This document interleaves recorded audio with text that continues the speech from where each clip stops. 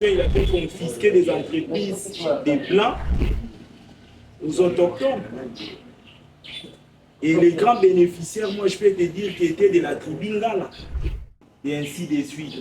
C'est depuis 1972 que la FEC a été créée. S'il y a décentralisation, bah, impact il faut ezalani na commis et ça la représentation. Puis il faut provoquer une action pour regrouper les entrepreneurs. L'idée de devenir employeur. Or, on ne peut pas devenir employeur sans qu'il ait l'idée de base de créer.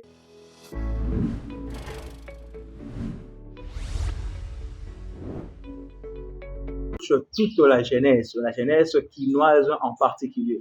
Et ce terme est intitulé « Ne cherche pas un emploi, mais crée-le ». Toi qui es là, laisse-moi te dire que tu es capable de créer un emploi. Et pendant cette émission, vous allez découvrir comment les pistes de solutions pour quitter de l'ignorance d'aller chercher l'emploi au lieu d'en créer. Et aujourd'hui, sur ce plateau, je ne suis pas seul. J'ai un invité de marque avec qui nous allons essayer d'aborder ce thème. Et je vais dire bonjour, Monsieur Jeannot. Bonjour, Monsieur Jean-Pierre. J'espère que vous allez bien. Très bien, même par la grâce de Dieu. Très content, je suis très heureux de vous recevoir encore une fois de plus sur le plateau de Parlons Entrepreneuriat. Sinon, de prime abord, on aimerait bien savoir qui est Monsieur Jeannot, votre parcours, ce que vous faites, avant d'entrer dans le vif de notre sujet. Merci pour la parole, Monsieur Jean-Pierre, et pour cette deuxième invitation à cette émission Parlons Entrepreneuriat, qui est d'ailleurs très suivie dans le monde. Je profite de cette occasion pour saluer tous les téléspectateurs de cette émission partout là où vous êtes. Je suis Jeannot Djouma, directeur commercial de l'entreprise Africom Djouma, expert en entrepreneuriat, chercheur indépendant, puis consultant dans des questions liées au marketing et aux relations internationales. C'est ça ma brève présentation. Merci beaucoup pour cette brève présentation. Et je crois que le public a maintenant connaissance de vous. Sinon, quand vous écoutez ces thèmes, ne créez pas l'emploi, mais cherchez. Qu'est-ce que cela suscite en vous? Qu'est-ce que cela vous inspire personnellement? En fait, déjà partant de ces thèmes, ne cherche pas un emploi, mais crée-le. Ça m'inspire l'idée de devenir employeur. Or, on ne peut pas devenir employeur sans qu'il ait l'idée de base de créer une entreprise. Exactement. Donc, c'est un peu ça. Déjà, pour créer un emploi, il faut d'abord commencer par créer une entreprise. Donc, c'est un peu ça ma compréhension de ce thème. Et selon vous, qu'est-ce qui est à la base de jeunes Congolais et de jeunes Quinois en particulier qui sont toujours en quête de l'emploi? Qu'est-ce qui fait en sorte que les jeunes ne puissent pas créer et sont toujours en train de chercher l'emploi? En fait, les sous-emplois des jeunes est lié à plusieurs facteurs dans lesquels je peux énumérer quelques-uns. D'abord, il faut comprendre, partant de notre système éducatif, il y a déjà un caractère théorique qui caractérise notre enseignement. Et c'est ce qui empêche même les jeunes de sortir de cette clé de voûte de l'ignorance. Parce qu'on pense qu'aujourd'hui, pour devenir entrepreneur, il faut être seulement quelqu'un qui a fait les sciences économiques, de gestion. Or, aujourd'hui, l'entrepreneuriat, comme je l'ai toujours clamé partout où je passe, c'est un état d'esprit qui doit caractériser tout intellectuel digne de valoriser sa discipline scientifique. Normalement, exactement. Vous avez soulevé un point très important, les systèmes éducatifs. D'ailleurs, c'était ça ma prochaine question. Déjà, avant d'arriver soit de parler du système éducatif. D'abord, l'éducation de base, on dit qu'on la reçoit aussi d'abord à la maison, à nos familles. On va arriver au niveau du système éducatif, mais déjà dès le bas âge, même nos familles, et surtout africaines, parce qu'on est en RDC à Kinshasa, parlons de l'Afrique. En Afrique, de manière générale, le parent, soit nos familles, ne nous aident pas aussi à être des créateurs d'emplois, soit des entrepreneurs. Parce que déjà, vous pouvez voir un parent Timona. Pour lui, dans sa tête, il s'est dit que non, mon enfant doit être médecin, mon enfant doit être avocat. Déjà, il met dans la tête de l'enfant que non, je dois faire quoi? Étudier et après aller chercher l'emploi pour être avocat, chercher l'emploi pour être comptable, chercher l'emploi pour être ceci, cela. Et de même également dans le système éducatif, on ne nous aide pas vraiment à savoir, parce que quand on parle de l'emploi, c'est comment chercher l'argent. Il n'y a pas vraiment un cours là spécifique sur l'éducation financière. Il n'y en a pas. Mais dans d'autres pays, nous allons voir que l'entrepreneuriat est déjà au top. Et chez nous, l'entrepreneuriat est vraiment, je peux dire, au niveau initial. Et comment changer ce système éducatif afin que les jeunes d'aujourd'hui, parce qu'on dit que la jeunesse, c'est l'avenir de demain, pour que ces jeunes qui nous suivent maintenant puissent savoir comment créer l'emploi. Et là, jusque-là, vous avez essayé d'expliquer la question est laquelle? Ma question est de savoir, oui, partant de notre système éducatif, oui, comment l'État peut faire en sorte que nos jeunes, les jeunes congolais quinois, puissent faire en sorte qu'ils puissent créer d'emplois eux-mêmes. Ok.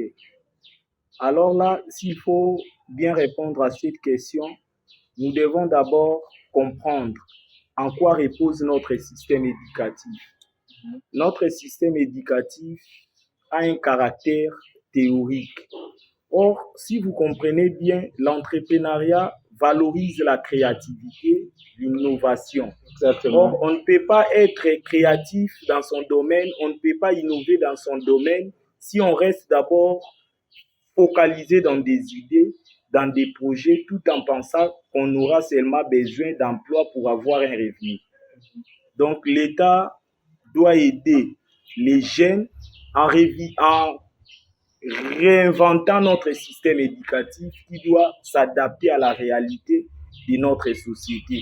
Et là, connaissant que la RDC est l'un des pays en voie de développement, et nous tous, nous savons que ce n'est pas l'État qui engage la grande partie de la population, ce sont des entreprises. Or, aujourd'hui, on doit promouvoir la culture entrepreneuriale dans notre pays pour que les jeunes prennent conscience de leurs responsabilités pour la construction de leur avenir qui doit être meilleur. Exactement. Et surtout, parlant de la création d'emplois, de l'entrepreneuriat.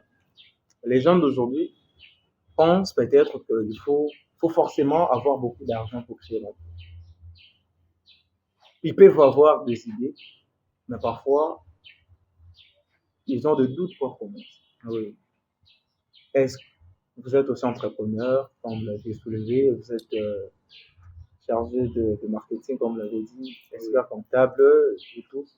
Et est-ce qu'il faut forcément avoir beaucoup d'argent pour créer un emploi, soit pour entreprendre?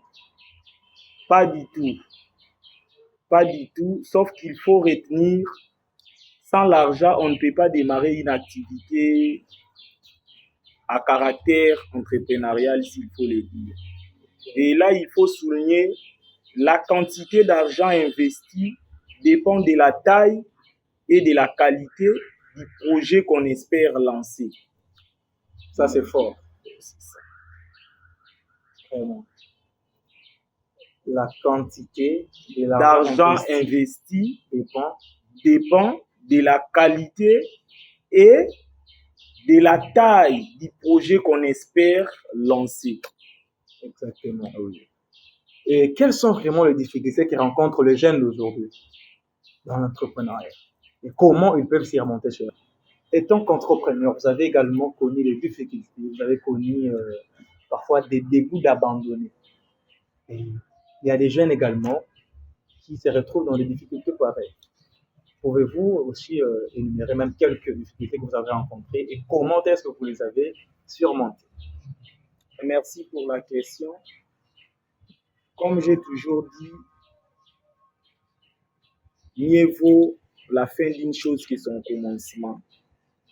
En entrepreneuriat, les difficultés sont nombreuses.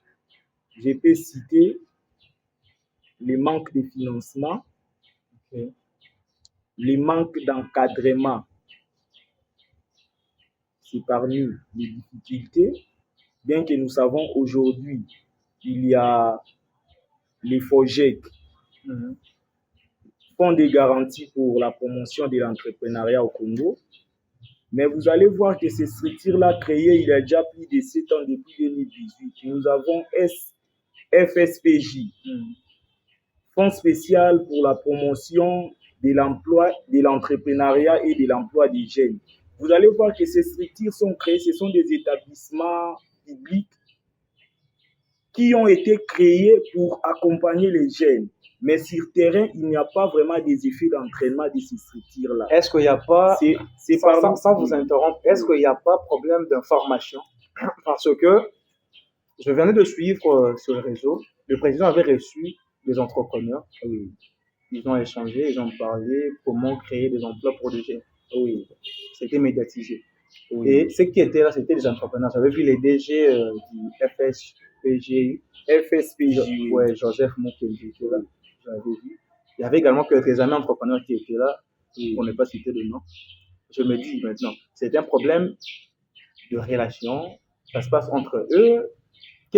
Qu'est-ce qui a fait en sorte qu'ils soient là et les autres entrepreneurs, peut-être, d'autres jeunes, ne soient pas là? Alors, pour répondre à votre sous-question là, il faut savoir, M. Jampi, notre système politique fonctionne d'abord comment?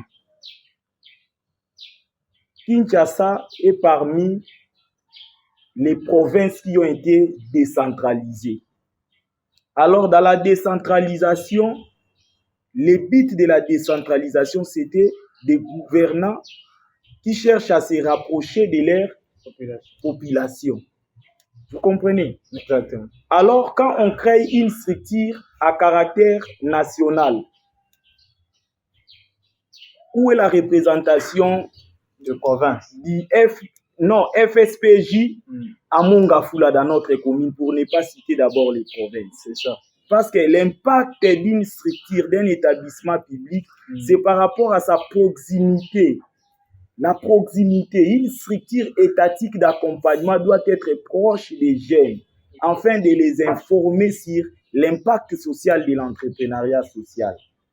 Voilà un peu, voici pourquoi je viens de dire, parmi les difficultés, il y a les financements. Oh, vous allez voir, nous avons les fonds de promotion de l'entrepreneuriat au Congo. FOGEC, nous avons les fonds spéciaux pour la promotion de l'entrepreneuriat et de l'emploi des jeunes.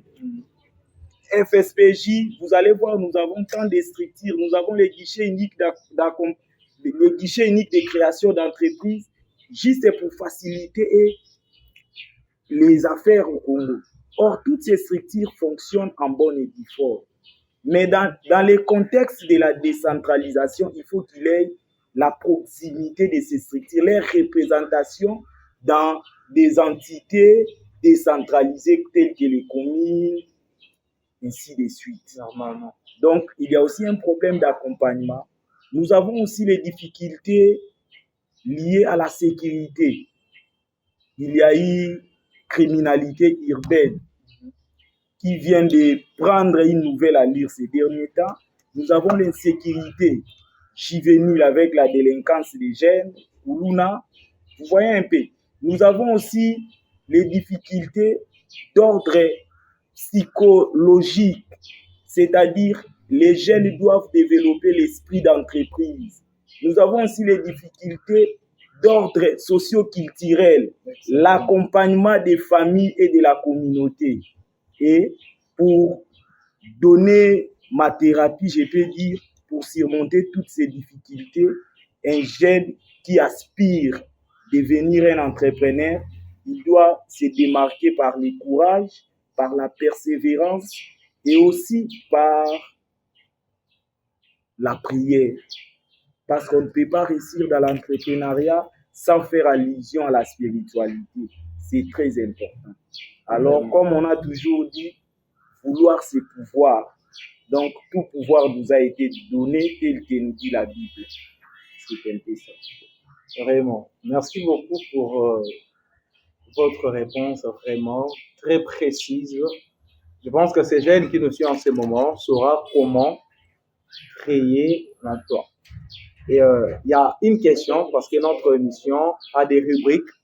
Nous avons une rubrique qui est intitulée Questions des internautes.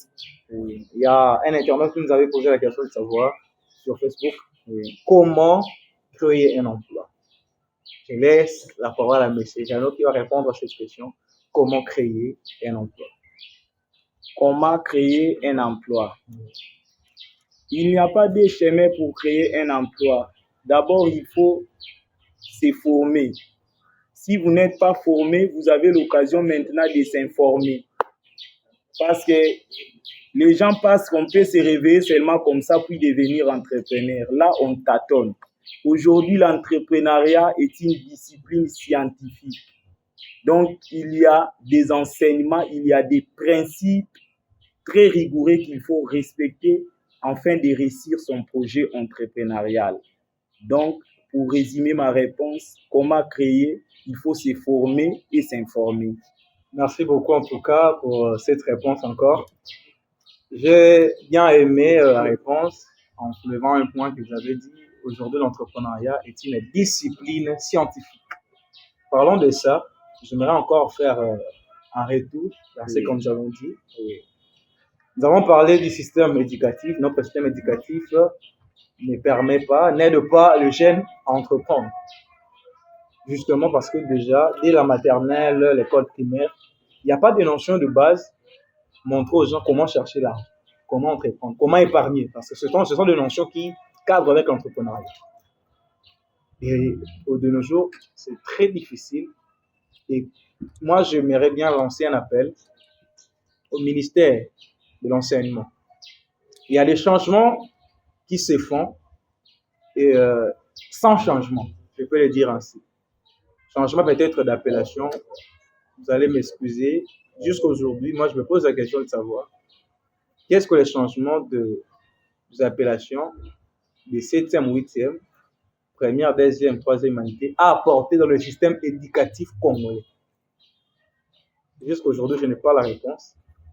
Mais j'aimerais bien que ces changements que vous pouvez apporter dans le ministère de l'enseignement puissent aider vraiment les générations futures. Intégrer, initier un cours, même dès l'école primaire. Un cours d'art peut être l'initiation à l'entrepreneuriat. Ça serait très important pour aider les jeunes à avoir cette idée-là. Dès qu'ils quittent l'école primaire, ils entrent en humanité, en allant à l'université, ils savent très bien comment créer, avoir même des notions de base. Ça sera très important. Je crois que ce message va arriver à qui le droit. Sinon, M. Jeannot, nalingi so a tobeta mboka. Pour que baoto baolanda biso bayokaka monoko ya Molière te bakapte pe sango. Donc thème na biso ezalaki koluka mosala te, mais créer nde yango kokréer na lingala eza nini kela yango.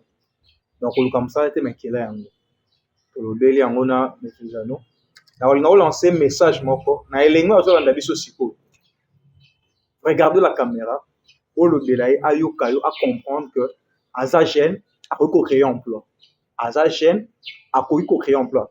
Il y a un proverbe qui me vient en disant une idée, c'est une entreprise qui dort. Tu dois chercher à réveiller cela. À chaque fois que tu te réveilles, à chaque fois que le jour passe, il y a des idées qui montent en toi. Ce sont des entreprises qui dorment en toi. Et à travers cette émission, à travers ce numéro, j'aimerais te dire, réveille cette entreprise qui dort en toi. Monsieur Jeannot, je vous donne la parole pour parler à ces jeunes, les motiver, leur inculquer la culture entrepreneuriale. Merci, Monsieur Jean-Pierre, pour Namutuna. Et bandeko nanga nyonso ba Congolais, pe batu mwindu en général. Message oyo pona ngai etali kaka mboka to bakonzi bazo diriger biso te. Na kati ya mboka mutu na mutu azala na part ya responsabilité pona kotunga yango.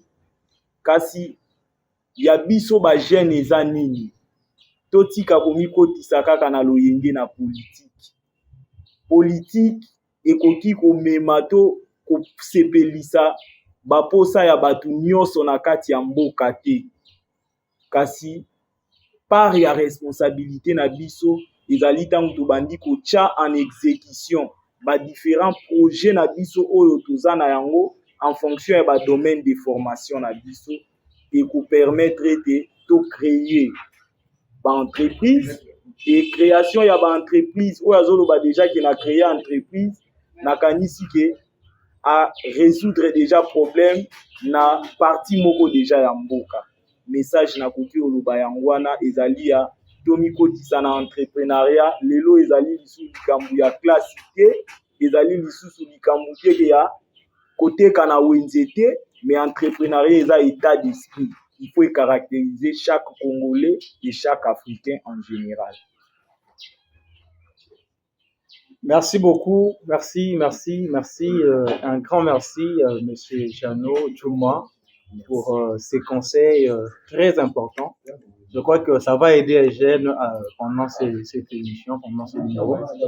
Moi, je vous dis merci. Nous sommes à la fin pour aujourd'hui. Encore merci beaucoup pour répondre à cette invitation. Merci. Je tiens à dire un grand merci à cet espace qui nous a accueillis. Il est là, 530. Merci beaucoup pour la confiance. Je dis encore un grand merci à tous nos partenaires, Kinshasa, beaucoup de sa corporation. Un grand merci à la dynamique Lumbi, Priscille Oshai. Je dis un grand merci aux sentinelles de valeur. Un grand merci à tous. Et surtout, sans oublier celui qui était derrière la caméra, Mister Carl Théo, merci à toi. Et à vous qui nous avez suivis, un grand merci. Et surtout, n'hésitez pas de vous abonner sur notre chaîne YouTube, JTT News, ainsi que sur nos réseaux sociaux, JTT News également. Merci beaucoup. Nous sommes à la fin. À très bientôt.